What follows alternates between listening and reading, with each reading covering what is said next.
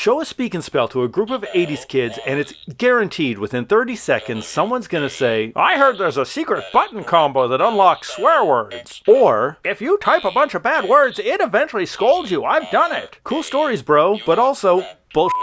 As explained in last week's video, every letter, word, and phrase that Speak and Spell utters is a complete recording. It doesn't build words from smaller pieces. So, it can repeat the letters of the foulest word in the galaxy, but it can't actually say that word.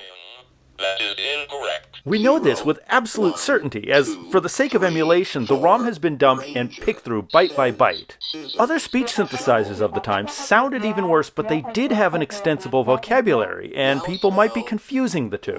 I won't leave you empty-handed, though. I did find one word that was recorded but never connected to the spelling games. You can only hear this through emulation. Mosquito. Mosquito. You're the first to hear that.